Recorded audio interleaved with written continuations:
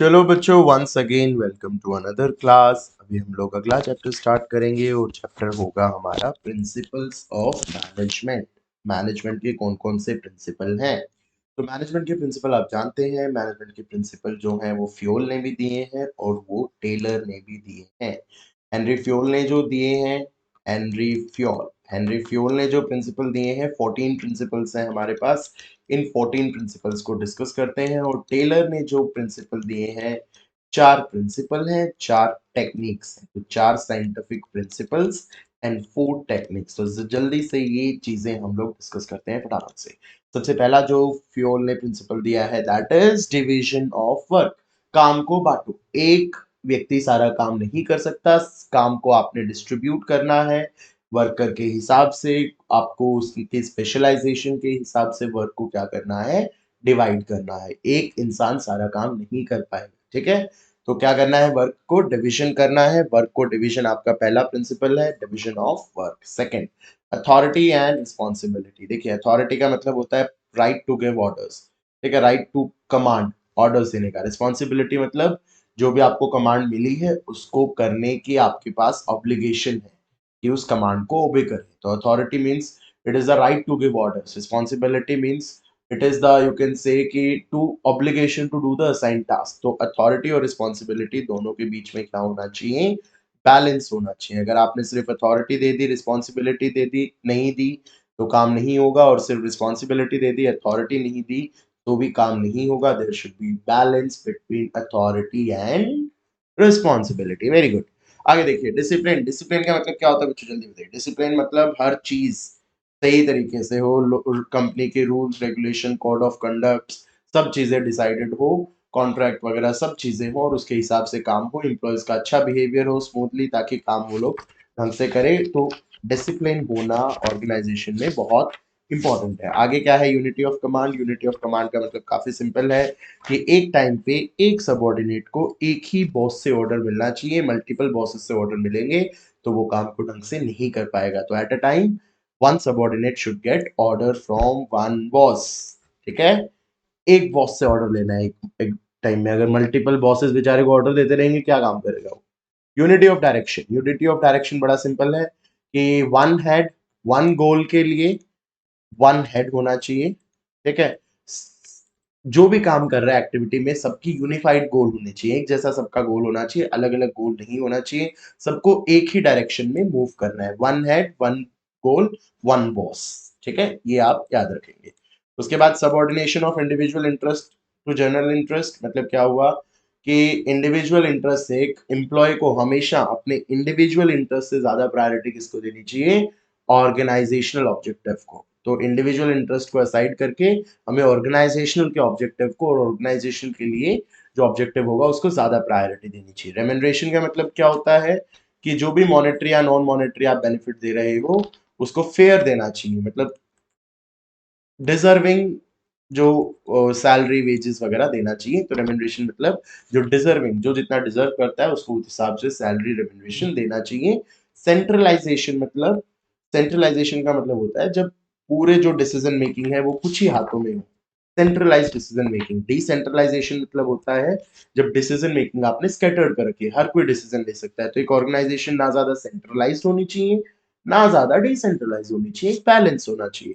तो सेंट्रलाइजेशन मतलब जब डिसीजन मेकिंग पावर कुछ ही हाथों में होती है। डिसेंट्रलाइजेशन मतलब जब डिसीजन लेने की पावर सब में डिवाइडेड होती है। तो ना ज्यादा सेंट्रलाइज होना चाहिए, ना ज्यादा डिसेंट्रलाइज होना चाहिए, बैलेंस होना चाहिए। स्केलर चेन का मतलब क्या होता है, it is a formal line of communication. Scalar chain का मतलब होता है, देखिए, फॉर्मल लाइन ऑफ कम्युनिकेशन। ए को कुछ बोलना है तो वो बी को बोलेगा, बी को कुछ बोलना है तो वो सी को बोलेगा, सी को कुछ बोलना है तो डी को। तो कम्युनिकेशन एक ऐसे चेन से फॉलो होगा। ये नहीं कि सीधा ए गया डी के पास, जी ये हो रहा है, ये करना है, वो करना है, ऐसा नहीं होगा। एक लाइन ऑफ कम्युनिकेशन फॉलो होगी, ठीक है। तो उसको बोलते हैं, इस फॉर्मल लाइन ऑफ कम्युनिकेशन को बोलते हैं स्केलर चेन। याद रखेंगे, स्केलर चेन। कई बार डायरेक्ट कांटेक्ट आप स्टैब्लिश कर सकते हो। डायरेक्ट कांटेक्ट जो स्टैब्लिश करते हो इमरजेंसी के वक्त, उसको क्या बोलते हैं, गैंग प्लैंक, ठीक है, याद रखेंगे, गैंग प्लैंक। उसके बाद देखिए 10th कौन सा है, ऑर्डर। ऑर्डर में याद रखेंगे man and material. Man and material की फिक्स प्लेस होनी चाहिए। अब देखिए, जैसे ये पेन है, मैं इसको रोज यहाँ रखता हूँ तो ये पेन रोज यहीं पे रहना चाहिए। ताकि कल मैं आऊँ तो दोबारा से यही पेन को यहीं से उठा लो। आज ये पेन यहाँ रखा है, कल को इस पेन को यहाँ रख दिया तो मैं ढूंढते रह जाऊंगा, अरे पेन कहाँ गया, पेन तो मिल ही नहीं रहा। टाइम वेस्ट होगा, रिसोर्स वेस्ट होगा। इसीलिए मैन और मटेरियल की एक ही जगह आप जहाँ देखते हो ना, कहीं शॉपिंग वगैरह करने जाते होगे तो जो जगह होती है वहीं पे सारी चीजें होती है, बिलिंग काउंटर वही होता है, फ्रूट्स वेजिटेबल्स की चीजें वही होती हैं जहाँ पे रखे होते हैं। तो मैन एंड मटेरियल की क्या होनी चाहिए, फिक्स प्लेस होनी चाहिए, प्रिंसिपल ऑफ ऑर्डर। इक्विटी मतलब man and women should be equally treated, कोई भेदभाव नहीं, डिस्क्रिमिनेशन नहीं। अगर दोनों ही सेम एक जैसा काम कर रहे हैं तो दोनों को फेयर एक जैसी सैलरी वेजेस देना चाहिए, ये नहीं कि आदमी को ज्यादा देना औरत को कम सैलरी देना, इस तरीके की चीजें नहीं होनी चाहिए। स्टेबिलिटी का मतलब क्या होता है, फ्रीक्वेंट ट्रांसफर को स्टॉप करना है। ये नहीं कि आज आपने एक एम्प्लॉय को यहाँ ट्रांसफर कर दिया, 10 दिन बाद उसको दूसरी जगह ट्रांसफर कर दिया, फिर उसको वहां ट्रांसफर कर दिया 1 महीने बाद। इससे क्या होगा, आदमी बेचारा एडजस्ट होता रहेगा और वो काम पे ध्यान नहीं दे पाएगा। ठीक है, तो फ्रीक्वेंट ट्रांसफर आपने नहीं करना। एक ऑर्गेनाइजेशन के अंदर एम्प्लॉयज को स्टेबल रखना है 3 4 5 साल तक, तो एटलीस्ट वो वहीं रहे ताकि वो ध्यान लगा के काम कर पाए। ठीक है, इनिशिएटिव का मतलब क्या होता है, ये यहाँ पे मैनेजर को क्या करना है, इनकरेज करना है अपने एम्प्लॉयज को कि वो ऑर्गेनाइजेशन में कुछ सजेशंस वगैरह हो तो खुद इनिशिएट करें, अपने कुछ सजेशंस हो तो वो ऑर्गेनाइजेशन को दे, ताकि ऑर्गेनाइजेशन भी उनके सजेशंस को सुन के डिसीजन मेकिंग कर सके। इनिशिएटिव का मतलब होता है कि ऑर्गन एम्प्लॉयज को खुद आगे बढ़ के कुछ ऑर्गेनाइजेशन के लिए कुछ अच्छी बातें हैं तो मैनेजमेंट को बतानी चाहिए। उसके बाद spirit the corps. Spirit the corps का मतलब होता है यूनिटी इज स्ट्रेंथ, सबको एक दूसरे के साथ मिल बांट के अच्छे से काम करो, टुगेदर कोऑर्डिनेशन सब बिल्ड करके, क्योंकि एकता में बल है, यूनिटी इज स्ट्रेंथ। तो this are the 14 principles of Henry Fayol. These are the 14 principle of Henry Fayol. I hope आपको बहुत अच्छे से समझ आए होंगे। अब हम शुरू करेंगे scientific principle of mister Taylor. Mister Taylor के क्या क्या साइंटिफिक प्रिंसिपल हैं जल्दी से देखते हैं बच्चों, ध्यान से। First, science not rule of thumb, अंगूठा छाप नहीं होगा। जो भी काम आप ऑर्गेनाइजेशन में करो बेस्ट मेथड से करो, क्योंकि रिसोर्सेज वेस्ट नहीं कर सकते। जो भी आप काम कर रहे हो बहुत अच्छे से करो, रिसोर्सेज को वेस्ट नहीं करना। हार्मनी नॉट डिस्कॉर्ड, ये आपके हो गए वर्कर, ये आपके हो गया मैनेजमेंट। इन दोनों के बीच में हुआ लड़ाई झगड़ा, मार रहे हैं एक दूसरे को, पीट रहे हैं, ये सब चीज नहीं करना। ऑर्गेनाइजेशन में शांति बनाए रखो, एक साथ काम करो, दोनों एक दूसरे की इंपॉर्टेंस समझे, वर्कर्स भी समझे मैनेजमेंट बहुत इंपॉर्टेंट है, मैनेजमेंट समझे वर्कर्स बहुत इंपॉर्टेंट है। तो जब ये मिल बांट के काम करना चाहिए, इन दोनों के अंदर लड़ाई झगड़ा लड़ाई ये सब नहीं होना चाहिए। हार्मनी नॉट डिस्कॉर्ड, हार्मनी मतलब सद्भावना खत्म नहीं होनी चाहिए, अच्छी भावना खत्म नहीं होनी चाहिए। अगर अच्छी भावना खत्म होती है तो कौन सी टेक्निक लगाएंगे, mental revolution. Mental revolution technique नहीं बोलेंगे, बेसिकली एक छोटे सा कंसेप्ट है यहाँ। मेंटल रिवोल्यूशन के अंदर हम लोग वर्कर और मैनेजमेंट के एटीट्यूड को चेंज करने की कोशिश करते हैं। एटीट्यूड चेंज बहुत कॉमन आजकल, एटीट्यूड चेंज करने की कोशिश करते हैं। कॉपरेशन नॉट इंडिविजुअलिज्म थर्ड, इसी का एक्सटेंशन है। कॉपरेशन होनी चाहिए, एक इंडिविजुअल अकेला अकेला, कई इंसान होते हैं ना काफी मतलब खुद खुद की सोचते हैं, बड़े स्वार्थी टाइप के, वैसा नहीं, वैसा ऑर्गेनाइजेशन में इंसान काम नहीं टिकता। सबको मिलके एक दूसरे के साथ मिलके इंटीग्रेट होके, सबके जो एफर्ट्स हैं वो इंटीग्रेट होके ही गोल्स अचीव होंगे। तो कोऑपरेटिवली वर्कर और मैनेजमेंट को एक दूसरे के साथ काम करना है। अगला है development of each and every personal to greater efficiency, आपको हर व्यक्ति को उसकी मैक्सिमम आउटपुट तक बढ़ाना है। कैसे बढ़ाओगे, ट्रेनिंग देके, तो ट्रेनिंग दीजिए, ट्रेनिंग से सिखाइए, on the job training of the job training देके उसको बहुत ज्यादा डेवलप कीजिए, जो उसका मैक्सिमम लेवल है वहां तक डेवलप करना है। तो ये हो गए 4 साइंटिफिक प्रिंसिपल।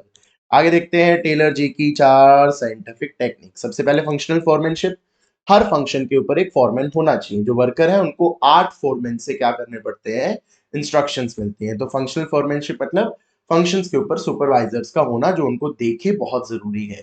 तो यहाँ पे देखिए फाइनेंस मैनेज जो ऑर्गेनाइजेशन है, वो आपका जो ऑर्गेनाइजेशन में होगा वो 2 पार्ट में डिवाइड होगा। ठीक है, 2 पार्ट में डिवाइड होगा, जिसमें से एक होगा प्लानिंग इंचार्ज और दूसरा होगा प्रोडक्शन इंचार्ज। तो ये हो गया factory manager, 2 part, planning incharge और प्रोडक्शन इंचार्ज। ठीक है, प्लानिंग इंचार्ज, प्रोडक्शन इंचार्ज, और इसके नीचे 4 यहाँ पे क्लर्क, यहाँ पे 4 बॉसेस होंगे। ठीक है, तो ये देखिए 4 बॉसेस होंगे, यहाँ पे प्रोडक्शन इंचार्ज, यहाँ प्लानिंग इंचार्ज और यहाँ पे चार चार बॉसेस होंगे। सबसे पहले इंस्ट्रक्शन क्लर्क, इंस्ट्रक्शन क्लर्क का काम क्या होगा, वर्कर्स को इंस्ट्रक्शन देना। रूट क्लर्क का काम क्या होगा, प्रोडक्शन का रूट बताना, कैसे कैसे प्रोडक्शन करना है। टाइम एंड कॉस्ट का क्लर्क का काम क्या होगा कि काम को करने में कितना टाइम लगेगा, कितनी कॉस्ट लगेगी, ये बताना। डिसिप्लिनरियन का काम होगा डिसिप्लिन इंश्योर करना। What is the role of speed boss, speed boss का काम होगा टाइम पे और एक्यूरेटली काम हो रहा है या नहीं हो रहा ये जज करना। Gang boss, gang gang boss क्या होता है, गैंग बॉस, गैंग बॉस मतलब मशीन टूल्स को रेडी करके रखेगा, वर्कर के आने से पहले मशीन टूल को रेडी करके रखेगा। ये वो वाला गैंग नहीं है, ठीक है। तो गैंग बॉस का काम क्या होता है, बेचारे का मशीन और टूल को रेडी करके रखेगा। उसके बाद रिपेयर बॉस, वर्किंग मशीनरी वगैरह में कोई प्रॉब्लम आती है तो रिपेयर के लिए वो रहेगा, वर्किंग कंडीशन ऑफ मशीनरी और टूल्स को चेक करेगा। और इंस्पेक्टर का काम होगा क्वालिटी को इंश्योर करना। ये केस स्टडी में पूछ सकते हैं, ठीक है। क्वालिटी को इंश्योर करना, जो प्रोडक्शन हो रहा है उसकी क्वालिटी को इंश्योर करना। स्टैंडर्डाइजेशन का मतलब क्या होता है कि आप जो भी काम कर रहे हो उसमें स्टैंडर्ड को सेट करें, कंसिस्टेंसी मेंटेन करें, ठीक है, उसको बोलेंगे स्टैंडर्डाइजेशन। ठीक है, एक तरीके एक समान मतलब हर जगह जो डोमिनोज है यार एक ही जैसा टेस्ट आता है, क्यों आता है, स्टैंडर्डाइजेशन। रॉ मटेरियल एक ही जगह से खरीदते हैं, चीजें एक ही जगह से वो परचेज करते हैं, प्रोसेस भी उनका एक ही होता है, तो ये स्टैंडर्डाइजेशन है। कंसिस्टेंसी, यूनिफॉर्मिटी, सिंप्लीफिकेशन मतलब जो अननेसेसरीली चीजें हैं उनको एलिमिनेट करना, अननेसेसरी की वेराइटीज हैं, साइजेस हैं, ठीक है, डायमेंशंस ऑफ प्रोडक्ट है, यार हटा दो, क्या जरूरत है इनकी, ठीक है, बिना फालतू में आपके रिसोर्सेज वेस्ट कर रहे हैं, क्यों रखना है इनको, हटा दो इनको। तो बे मतलब कि जो टेस्ट है, बहुत सारे फ्लेवर्स आते हैं, वेराइटीज आती है, साइज होती है, उनको क्या कर दो, मार्केट से हटा दो। इसको क्या बोलेंगे, सिंप्लीफिकेशन। जितना सिंपल रहेगा काम उतना सही होगा। उसके बाद है वर्क स्टडी। वर्क स्टडी में क्या होता है, सबसे पहले मेथड, आप एक बेस्ट मेथड निकालिए काम को करने का जिससे आपके रिसोर्सेज सेफ होंगे, तो इसको क्या बोलेंगे, बेस्ट मेथड जो फाइंड करते हो, मेथड स्टडी।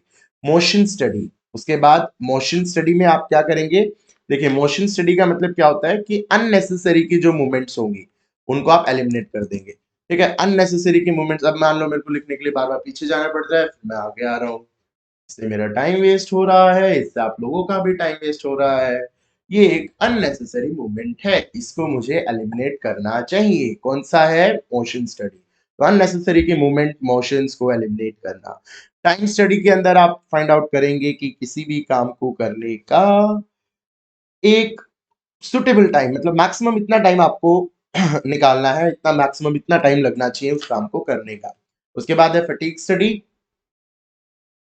फटीग स्टडी में आप देखेंगे कि कितना रेस्ट इंटरवल देने की जरूरत है, तो यहाँ पे आप क्या डिटरमाइन करेंगे, रेस्ट इंटरवल को, method motion time fatigue, method motion time fatigue, ये क्या है, चारों वर्क स्टडी। Very good. उसके बाद डिफरेंशियल पीस वेज सिस्टम।